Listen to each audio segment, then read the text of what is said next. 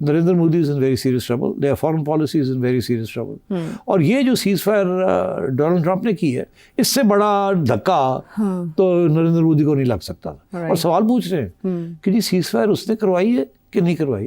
उसने तो 6 दफ़ा कह दिया, 8 दफ़ा कह दिया मैंने कराई है।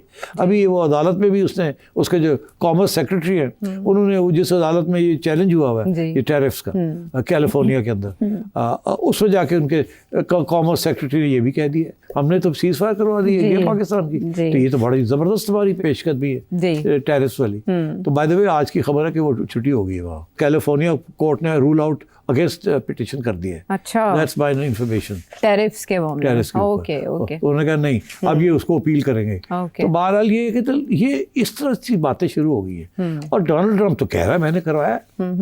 तो इसलिए अब तो सवाल ये हो रहा है कि आपने उसको कहा था करे या उसने खुद ही कर दिया और आपने बात मान ली। बड़े सवाल खड़े होते हैं ना, इनकी सारी ऑटोनॉमी, इंडिपेंडेंस, न्यूट्रलिटी, फलाना टिंगड़ा सब बढ़ गए। एंड इसीलिए तो यहाँ सेलिब्रेशंस हो रही हैं। वो अलग बात है कि these celebrations should and and preparations be made for the next round, वो अलग बात है। ये होगी बहुत, अब ठीक है। But you are lucky that you were able to deal with this.